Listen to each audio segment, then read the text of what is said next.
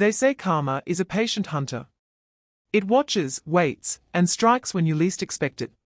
Tonight, I'll tell you about Gloria, a woman who sacrificed her body, her beauty, and her future to build a mansion she would be thrown out of like garbage. But here's the twist. The man who threw her out had no idea that every brick in that mansion, every car in the garage, every naira in his bank account came from the wife he called barren. This is not just a story. This is a warning. Because what Joe and Blessing did to Gloria would come back to haunt them in ways that would shake our village for generations. So lean in close, because this tale begins with a scream that pierced the night and ends with a revelation that changes everything. I didn't do anything. Gloria cried, falling to her knees on the cold marble floor of the mansion she had secretly built. She's lying. Blessing shouted from behind Joe, her hand protectively cradling her pregnant belly. Joe's anger burned like wildfire in his eyes. Enough. I saw everything with my own eyes. Enough of your manipulation, Gloria. Joe, please don't leave me, she sobbed, reaching for the man who had once promised her forever. Our inability to have a child was never my fault. It was yours. Don't let my story become a folktale of love and betrayal. Shut up, you fool. Joe shouted, his voice echoing through the grand hallway. Everyone knows it's your fault. It's always the woman's fault. All I've gained from you is pain and barrenness. Just look at her, she's carrying the proof of my fertility. You brought nothing but disgrace into my home. He turned toward Blessing with softness Gloria hadn't seen in years. Thank God for Blessing. She brought joy and happiness into my life. Behind him, Blessing folded her arms and smiled like a woman who had just won a war. Joe, my love, she said sweetly, the woman who gives birth to a child is the real wife. We don't need a buffalo like this one eating your food without being productive. She rubbed her belly dramatically, her performance worthy of an actress. And she even had the nerve to hurt my child. Just look at her. Her life is a story of betrayal and deceit. I'm afraid for my child if she continues to stay. Blessing winced, pretending to be in pain. Joe rushed to her side instantly, pampering her like she was made of glass. Gloria's heart shattered into a million pieces. She knew it was her word against theirs, and she was losing this battle she never wanted to fight. Before pain took over her life, before betrayal tore her world apart, Gloria was the pride of her village. Her beauty wasn't just in her face, it lived in her heart. She had a gentle soul, a smile that could melt anger, and a spirit full of hope. Among all her friends, only one stood closest, Blessing. They were like twin sisters born on different days, sharing clothes, secrets, food, and dreams. Everyone called them the twins that never fought. Then one day, fate introduced them to the same man. Joe wasn't rich, not even close. He was a handsome man struggling to survive, picking scraps in the market, pretending to be a trader, hiding his pain behind a mask of confidence. The moment Joe saw Gloria at the market, his eyes lit up with hope. I'll make this angel my wife, he whispered to himself. Blessing's eyes caught Joe first as he walked closer. She smiled and blushed, her heart fluttering, thinking he was looking at her. But when Joe finally spoke, his eyes were fixed on Gloria. Blessing's smile faded for a moment, but she quickly covered her disappointment with laughter. Gloria didn't notice her best friend's discomfort. Her shy heart already felt something she couldn't explain. From that day on, Joe and Gloria became inseparable. They walked together in the market, shared food, shared dreams, and soon began to plan a future together. But beside Gloria, something dark was growing in Blessing's heart. The thin line between love and envy snapped inside her. She couldn't understand why everyone always chose Gloria. Why did Joe pick her again? Her smile hid her pain, though her lips still said, "I'm so happy for you, my friend." But deep inside, envy took root and began to grow like poison ivy, wrapping itself around her soul. As months passed, Gloria and Joe's love grew stronger. When she told her mother about him, how she was ready to build a future with the poor but handsome man, her mother frowned with concern. "My daughter, love doesn't cook food." Poverty can break even the strongest heart. You can only know a man's heart when he has money. Be patient. Know this man well, or at least be stable before marrying him. But Gloria only smiled and held her mother's hands. Mama, love is all I need. We'll build our happiness together. A year later, she married Joe. Not because of wealth, but because she truly believed in love. Their wedding was simple, no gold, no lace, just two hearts promising to face life together. At first, their marriage was filled with laughter and love. They weren't rich, but peace lived in their little home. They would sit together, share one meal, and still thank God for it. To Gloria, love was enough. To Joe, it used to be. But as days turned into nights and nights into years, love began to fade beneath the weight of hunger. Their roof leaked when it rained. Joe's only pair of shoes had holes, and Gloria often went to bed hungry just to make sure he ate. Still, she smiled through the struggle. As long as we have each other, we'll be fine. But Joe was no longer fine. The mocking gazes from neighbors pierced his pride. The laughter from men in the street, "Ah, Joe, is your wife now with child?" Those words burned his soul. Every night he sat at the edge of their bed, staring into the darkness, breathing heavily, lost in thought. Gloria would wake up, reach for his shoulder, and whisper softly, "Joe, have faith, my love. We will rise one day. I believe in you." That night, Joe cried quietly in her arms. But tears didn't wash away the pain. They only watered the bitterness growing inside him. 2 years passed. No food, no money, no child. Joe's laughter disappeared completely. His smile became a stranger. His eyes grew cold, distant, like a man drowning in his own thoughts. He wanted more: wealth, power, respect, children to carry his name. Gloria could feel him slipping away like sand falling through her fingers.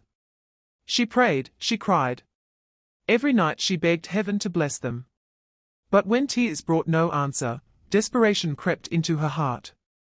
She was willing to do anything to help her husband rise again, to give him the life he desired, to build the perfect family she dreamed of. So she went to the one person she trusted most, her best friend, Blessing. She didn't know that was the beginning of her downfall. That day when Gloria stepped into Blessing's compound, she almost didn't recognize her old friend. Blessing was different now: new clothes, new shoes, a sitting room that spoke of money and people who mattered. She smelled of perfume and success. "Sit down, my sister," Blessing said, ushering her to a shaded porch.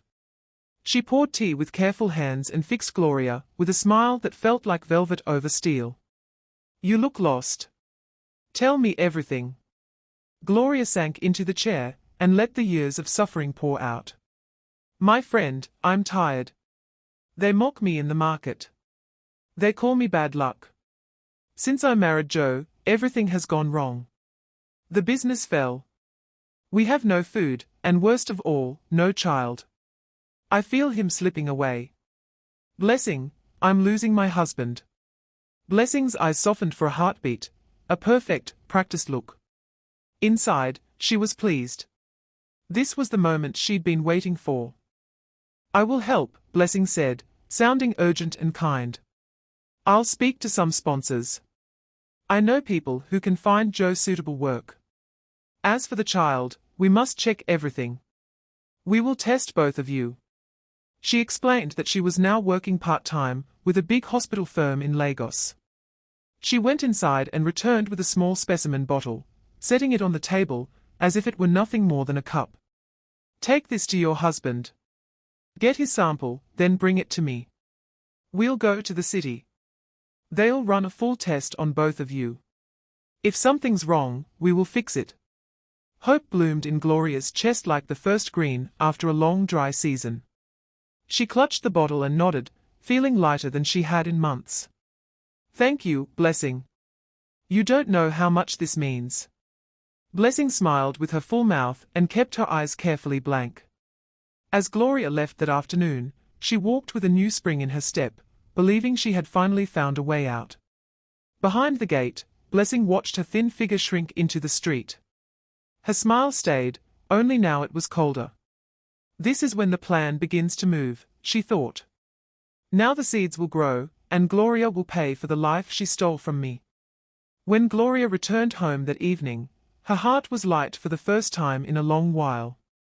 She held that small bottle tightly, whispering to herself, "This might be the beginning of our miracle." Later that night, when Joe returned from the market, she told him everything, how Blessing wanted to help them test for fertility. Joe hesitated, ashamed, but Gloria held his hand.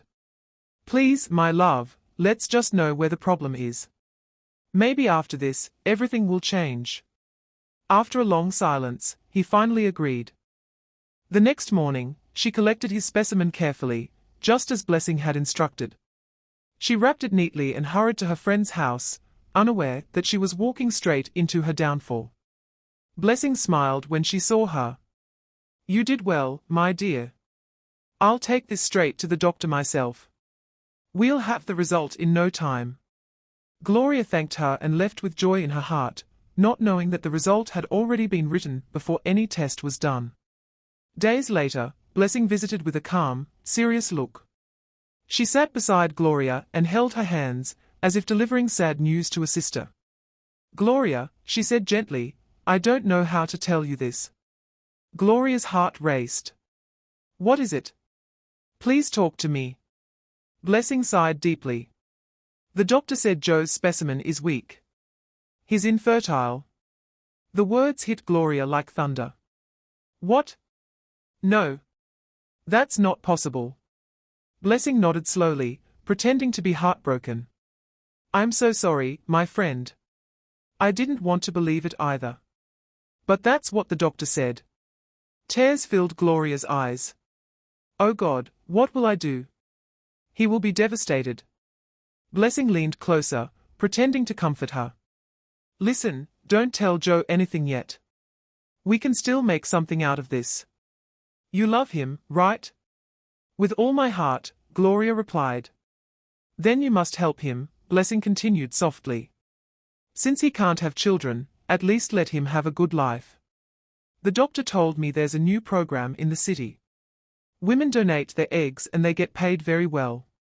If you do it, you can use the money to start a business for Joe. You'll make him rich, and when he's rich, you can both go abroad for treatment." Gloria blinked through her tears, trying to understand. "You mean sell my eggs?" "Yes," Blessing said calmly. "You have nothing to lose. It's not like you can use them now. Think about it, you'll be helping your husband. You'll be his miracle." Gloria sat there, confused but hopeful. Blessing's voice sounded so convincing, her eyes filled with fake compassion. In her heart, Gloria thought, maybe this is God's way of lifting us. She agreed, but on one condition.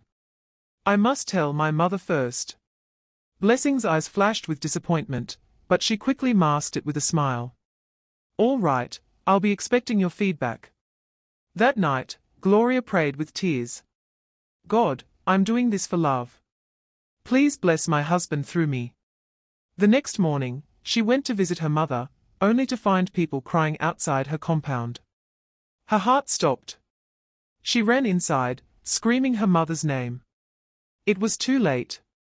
Her mother lay lifeless on the floor. Gloria fell beside her, shaking uncontrollably. Her mother had been perfectly fine the day before. She had never quarreled with anyone. Who could have done this? She wept bitterly, her cries echoing through the village. The neighbors consoled her, and she left everything to God. A week later, Blessing came again, this time with more urgency. "My dear, time is passing. Let's do this for Joe. It's the only way." Broken and exhausted, Gloria finally agreed. Blessing took her to the clinic, a clean building that smelled of medicine and deceit. Everything was arranged. The doctor greeted them with a smile that never reached his eyes. He took Gloria inside, asked her to sign papers she didn't understand, and told her not to worry. "This will help your husband," he said. He gave her medication, tracked her ovulation, and marked a date for the egg retrieval. When the day came, Gloria was weak but hopeful. She held on to Blessing's words, believing she had done something noble for love. Days passed, weeks followed. Then money started coming in, little by little through contracts and favors. Even the payment for the egg retrieval was sent directly to Joe under the guise that Blessing had helped him secure business deals.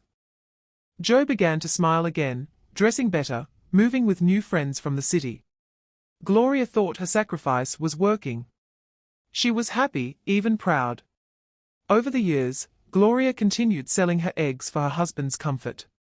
Each time, Blessing would arrange everything, and the money would flow to Joe through business deals and connections. The hormonal pills made Gloria's body heavier, her beauty fade, her spirit weaker. Dark circles appeared under her eyes. Her skin lost its glow. Her once graceful figure became swollen and tired. But Joe was thriving. He moved from being a market scrap picker to a businessman with connections in the city. They moved from their leaking roof shack into a mansion, a beautiful house with marble floors, grand staircases, and expensive furniture. Gloria should have been happy. This was everything they had dreamed of. But something felt wrong. Joe grew colder with every naira that entered his account. His eyes carried disgust when they fell on her. The richer he got, the more invisible she became. Neighbors whispered behind her back, "That woman is barren. Maybe she has a bad past." Gloria took it all with grace. She never told anyone that it was her husband who couldn't have children. She protected his dignity even as he destroyed hers. One day, she overheard something that froze her blood. Two women at the market whispered that Joe had been seen in Blessing's car, laughing, holding her hand. Her heart pounded. She refused to believe it. But Joe began to change even more. He started coming home late. He stopped eating her food. He moved to a different bedroom, claiming her snoring kept him awake. Gloria felt like a stranger in her own home, lonely, invisible, like a maid living with the man who once swore to love her forever. That particular day, Blessing called her again to the clinic. Gloria made up her mind. This would be the last time. After this, she would tell Joe the truth about everything, about his infertility, about the eggs, about how she had built his empire from her own body. She arrived at the clinic with a heavy heart. The doctor greeted her with the same cold smile. "Last time, Gloria," she whispered to herself. "After this, I'll tell him everything and we'll find another way." But just as the doctor began the procedure, Gloria felt something unusual. A sharp pain, different from the others. "Doctor, something's wrong," she gasped. The doctor's face went pale. He called nurses.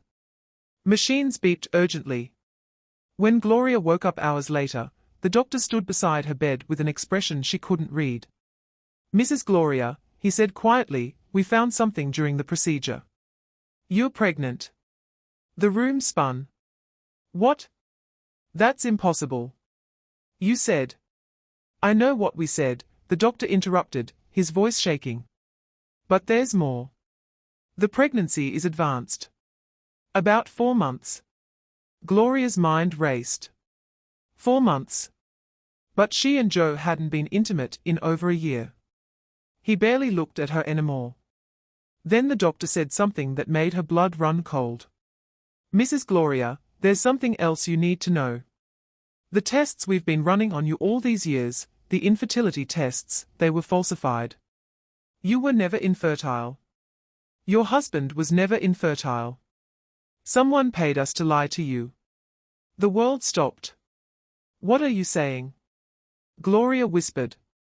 "I'm saying you've been lied to from the beginning. And I'm saying that someone has been using your eggs for something else entirely. Not donations. Something far worse." Before he could finish, the door burst open. Blessing stood there, her face twisted with rage. "You've said enough, doctor." That's when Gloria understood. The pregnancy. The eggs. The money. The mansion. Everything clicked into place like pieces of a nightmare puzzle. "What have you done?" Gloria breathed, staring at Blessing. Blessing smiled, that same cold smile Gloria had seen so many times before. What I should have done years ago. Take what was always meant to be mine. Hours later, Gloria found herself thrown out of her own house, the mansion her body had built. Joe, please don't leave me, she had sobbed, clinging to the door frame. Love? Joe had scoffed. That was before I found out you're barren. Get out now.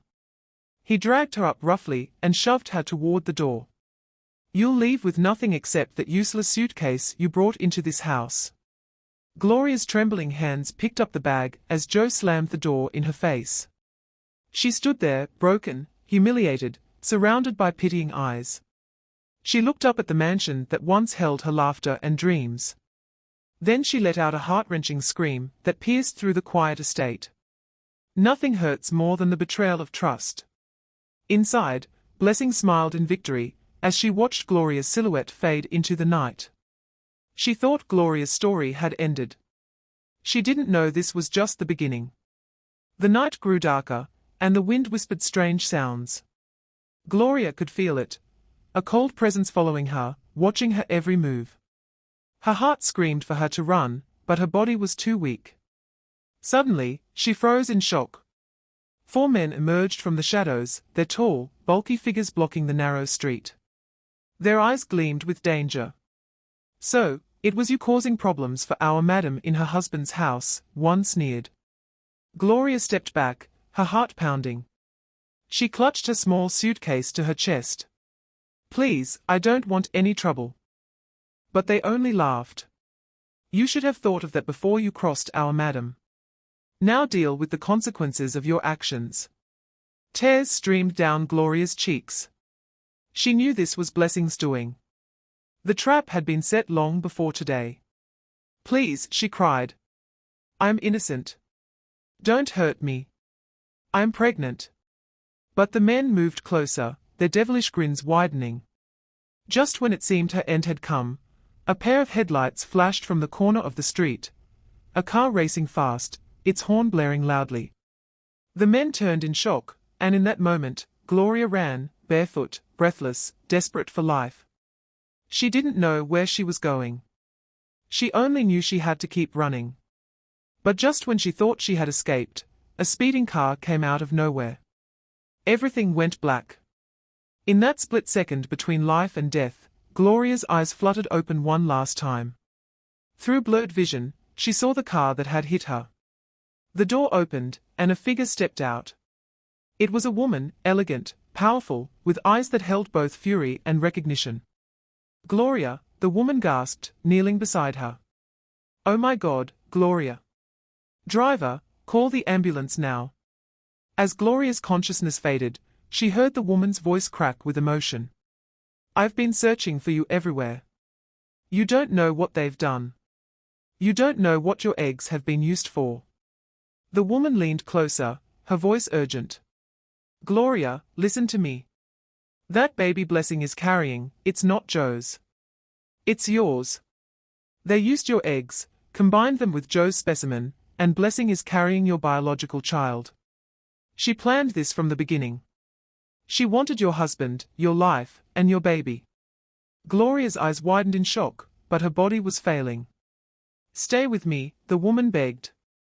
My name is Dr. Amaka. I worked at that clinic before they fired me for asking too many questions. I've been gathering evidence for months. I have everything, the falsified reports, the illegal egg harvesting, the surrogacy arrangements. I can help you get everything back. But you have to fight. You have to survive. As the ambulance sirens wailed in the distance, Dr. Amaka held Gloria's hand tightly. That mansion you were thrown out of. You built it with your own body. That money Joe thinks he earned. It came from selling your eggs on the black market. That baby Blessing is carrying.